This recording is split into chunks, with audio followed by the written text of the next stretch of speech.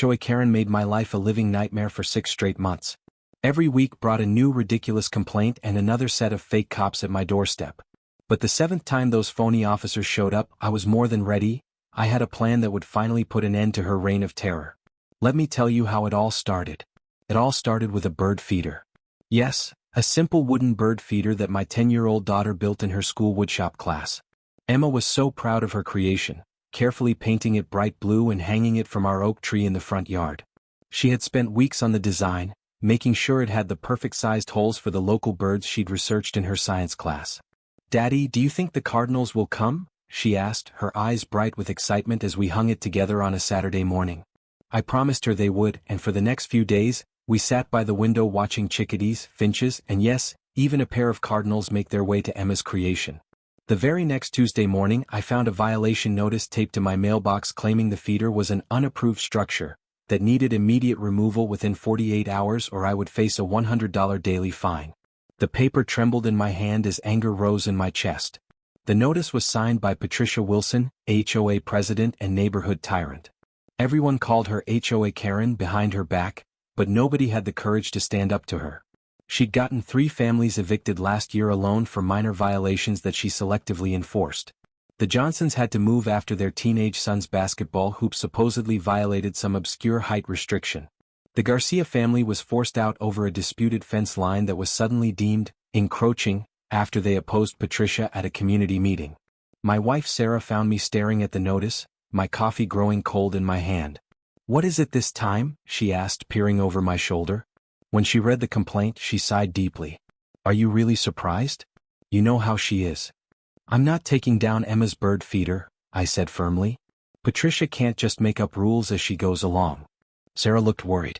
"Mark, please don't start a war with her. Remember what happened to the Jacksons when they refused to remove their holiday lights in January?" I remembered all too well. The Jacksons had faced escalating fines and eventually a lien on their property. They'd moved out by March. "This is different," I insisted. "I actually checked the bylaws before we hung the feeder. Bird feeders are explicitly permitted as long as they're well maintained." I decided to challenge the notice through proper channels. That evening after dinner, I printed out the relevant section of our HOA bylaws and highlighted the part about bird feeders. I emailed Patricia with the specific bylaw information and politely declined to remove my daughter's project, attaching photos showing how well maintained it was. Her response came at 11:42 p.m., clearly designed to disturb my sleep. "Mr. Reynolds, your interpretation of the bylaws is incorrect. The board has recently voted to classify bird feeders as permanent fixtures requiring pre-approval. Please remove the unauthorized structure immediately." I checked the HOA meeting minutes. No such vote had occurred. This was Patricia making up rules again, but this time I had proof she was lying. 2 days later, my doorbell rang during dinner time. Emma was telling us about her science project on butterflies when the chime interrupted her. Sarah and I exchanged nervous glances. I opened the door to find 2 men standing on my porch. Both wore what appeared to be police uniforms, but something felt immediately off. "Good evening, sir. I'm Officer Johnson and this is Officer Peterson," said the tall, stern-looking man. "We've received complaints about an illegal structure on your property that violates city code." My heart pounded against my ribs. The badges they flashed looked cheap, the metal too shiny, the engravings too shallow. Their uniforms didn't have the correct patches of our local department. Most tellingly, there was no police cruiser parked outside, just a black SUV with tinted windows. "May I see your badges again, please?" I asked calmly, trying to memorize details. The men exchanged nervous glances before quickly flashing their badges once more. I noticed that one badge number was partially obscured with what looked like black tape. "I'm going to call the station to verify," I said, pulling out my phone. They both stepped back immediately. "That won't be necessary. Consider this a warning. Remove the structure or face fines and possible arrest." As they hurried away, I noticed a familiar silver Mercedes parked down the street with a distinctive blonde bob visible in the driver's seat. Patricia Wilson was watching the whole thing, not even bothering to hide. When I closed the door, Sarah stood in the hallway, face pale. "Were those real police officers?" she whispered. "Not a chance," I said. "Patricia sent fake cops to intimidate us." Emma appeared behind Sarah, her small face pinched with worry. "Are we in trouble, Daddy?" I knelt down to her level. "No, sweetheart. Some people just don't understand how important birds are. Your feeder is staying right where it is. That night as Sarah and I lay in bed, neither of us could sleep. Mark, what if this escalates? She asked, her voice small in the darkness. Then we'll handle it, I promised, though I had no idea how bad things would get. The fake cops returned exactly 9 days later. I had been out of town for a business trip to Chicago and had just returned the night before. My lawn had grown slightly during my absence, and I planned to mow that very evening after work. As I was helping Emma with her homework at the kitchen table, the doorbell rang again. This time Sarah answered it. "Ma'am, we've received multiple complaints about the condition of your yard," I heard a deep voice say. "This is a final warning before we issue citations." I rushed to the door, phone already in hand and recording video. 2 different men stood there, wearing similar unconvincing uniforms. One was short with a pot belly that strained against his shirt buttons. The other was lanky with a neck tattoo partially visible above his collar. Definitely not regulation for our local police. "Can I see some identification, officers?" I asked firmly. They went through the same routine, flashing badges too quickly to read properly. "Which department did you say you're from?" I pressed. "County Code Enforcement Division," the shorter one improvised, looking increasingly uncomfortable. "Interesting. I wasn't aware that required a police uniform," I said. "I'm recording this interaction, by the way." They backed away quickly after that, mumbling about giving us one more chance before penalties would be applied. When I called the real police department afterward, they confirmed what I already knew. They never send officers for HOA violations and had no record of any visits to my address. The dispatcher sounded concerned and asked if I wanted to file a report about people impersonating officers, but I hesitated. Without solid proof of who was sending them, it would be my word against Patricia's. The 3rd visit came after I installed a basketball hoop for my son Jason's 12th birthday. He had been begging for one for months, and the pure joy on his face when he saw it made every penny worth it. The hoop was installed professionally, met all safety requirements, and was placed on our own property, well within HOA guidelines. 3 days after installation, the doorbell rang while Jason was practicing his free throws. I opened the door to find yet another pair of fake officers.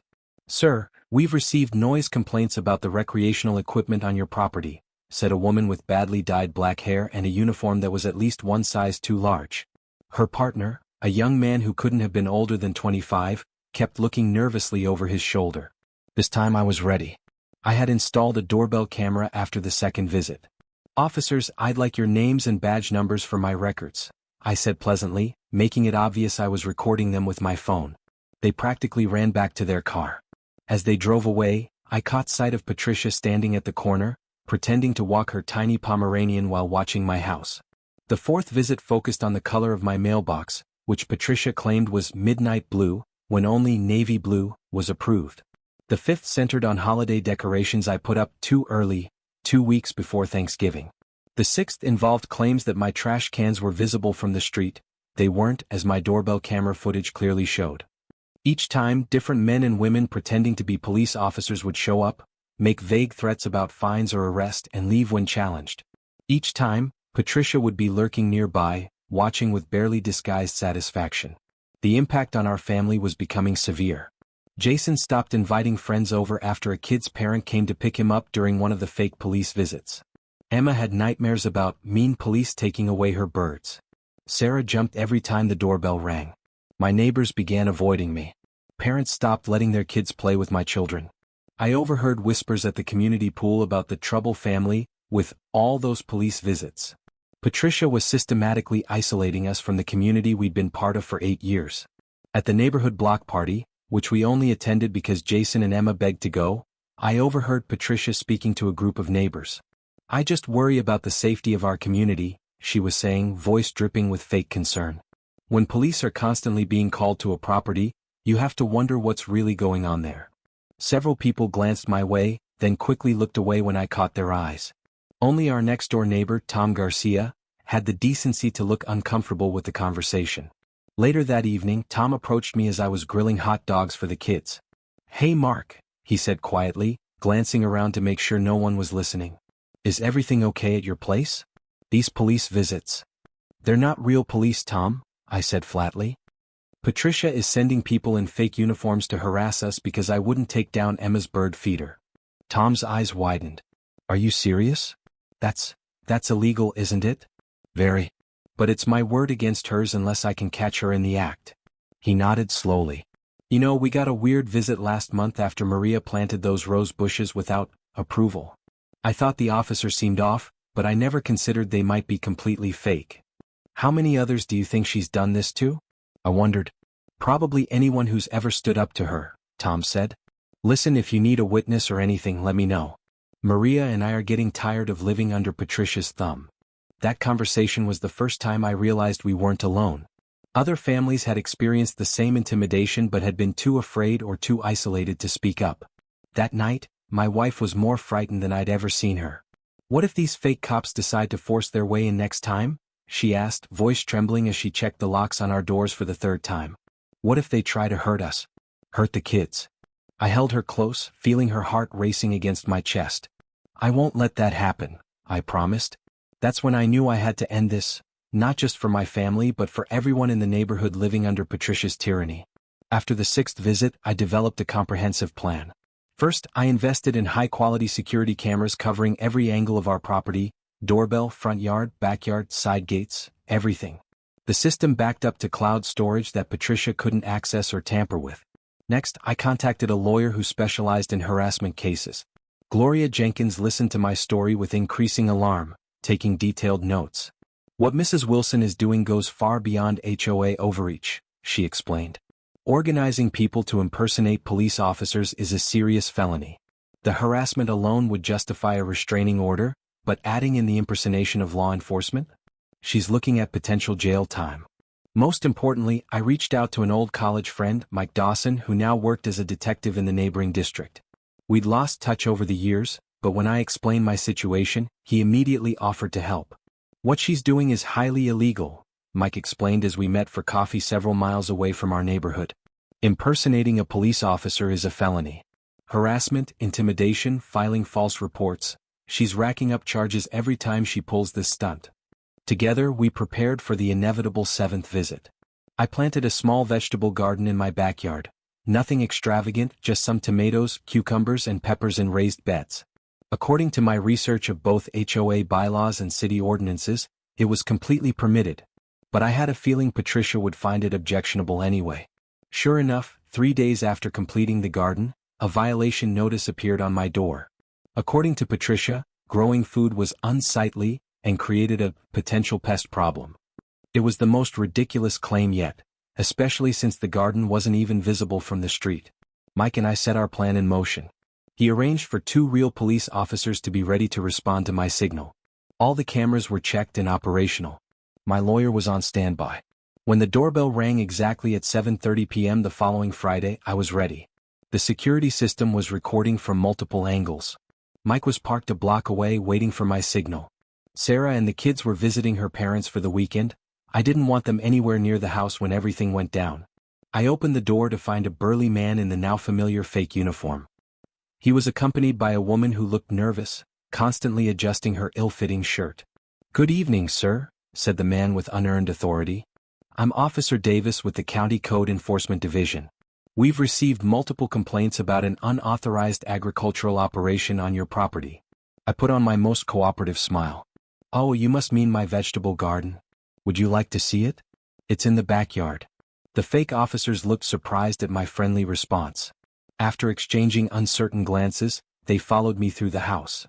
My hidden cameras captured their every move, including the moment the male officer casually peeked into my office as we passed by, far outside the scope of any legitimate inspection.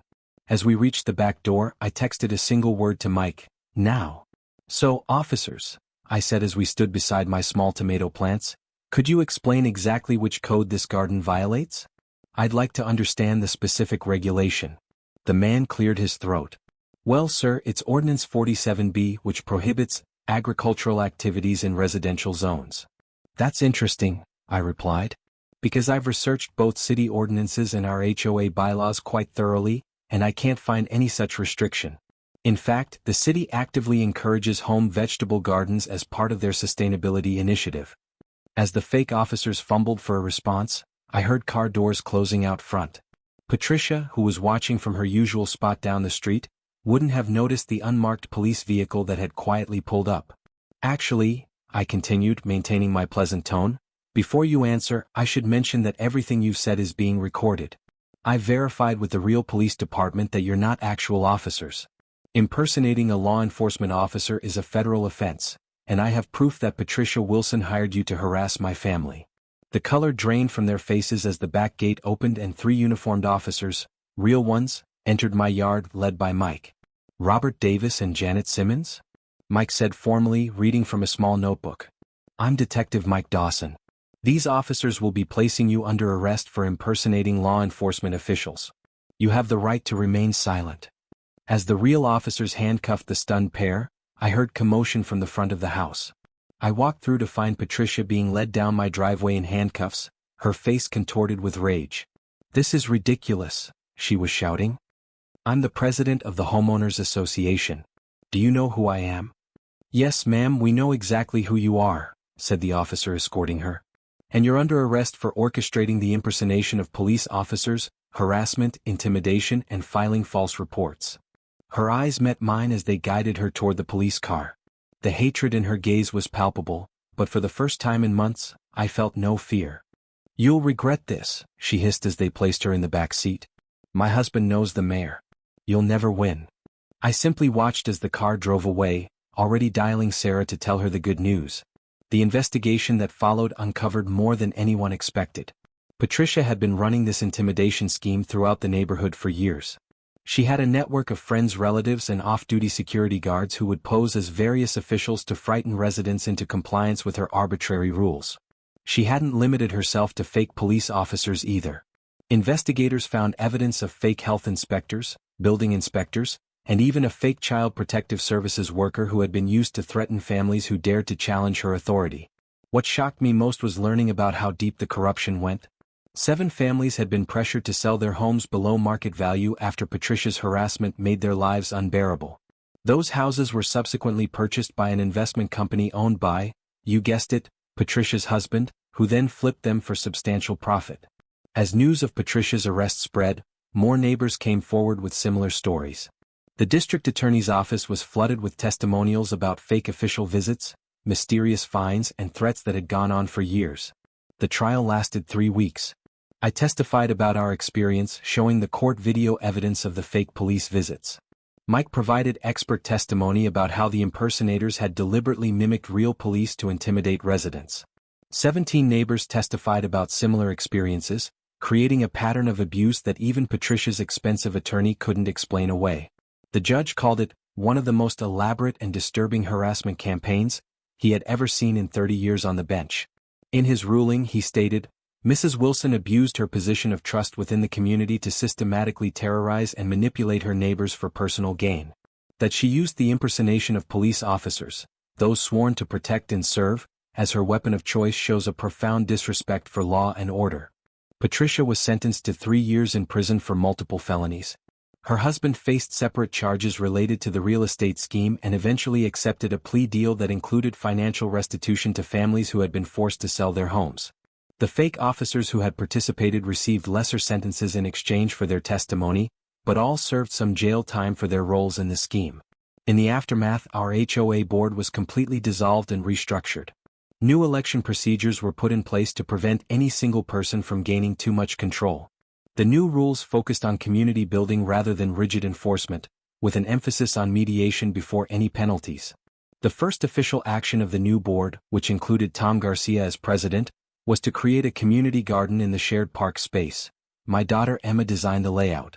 Today, 2 years later, our neighborhood is unrecognizable in the best possible way. Kids play freely in front yards without fear of violation notices. People paint their doors interesting colors and plant diverse gardens that attract butterflies and birds. One house even has an artful display of garden gnomes that would have given Patricia a heart attack. The community hosts monthly potlucks where everybody brings vegetables from their home gardens. Our Fall Harvest Festival has become a local tradition, with Emma running a birdwatching station teaching younger kids about our feathered visitors. The isolation and fear that once defined our streets has been replaced by genuine connections between neighbors. Sarah has started a book club that meets in different homes each month. Jason coaches a neighborhood basketball team that practices on our driveway. I've helped several families install their own vegetable gardens. Last weekend, we celebrated the 2nd anniversary of what people now call the liberation. We held a block party with food, music, and games for the kids. Emma's bird feeder, still hanging from our oak tree, has become something of a neighborhood symbol. Other families have put up their own, creating a virtual bird sanctuary throughout the community. Tom Garcia gave a short speech about community resilience, and we unveiled a small plaque in the park that reads simply, "Stand together, stand strong." Mrs. Abernathy, our eldest resident at 87 years old, approached me during the celebration. "You know," she said, patting my arm, "I've lived here for 30 years and this is the first time it's truly felt like home. Thank you for having the courage to stop her when no one else would." Sometimes, when I look out at my flourishing vegetable garden or watch the children playing basketball in driveways up and down the street, I think about Patricia sitting in her prison cell. I don't feel anger anymore, just relief that her abuse of power was finally stopped. If there's one lesson I've learned from this ordeal, it's that standing up to bullies isn't just about protecting yourself, it's about protecting everyone. Those 7 terrifying visits from fake cops led to freedom for an entire community. And as for the real police? They now host a yearly educational session in our neighborhood about how to identify real versus fake law enforcement officers, a practical lesson that has spread to communities throughout the county. Sometimes justice takes time, but when it finally arrives, it changes everything. My family sleeps peacefully now, free from midnight doorbell rings and threatening notices. The birds sing from Emma's feeder every morning, a daily reminder that standing firm against intimidation was worth every difficult moment. Each spring, when new flowers bloom in yards that once faced violation notices for their non-standard plants, I'm reminded of the power of resilience. Our neighborhood isn't just a place on a map anymore, it's a true community where people look out for each other. Patricia thought she could rule through fear and isolation. In the end, her tactics brought us all closer together than we ever would have been otherwise. And that might be the most satisfying justice of all.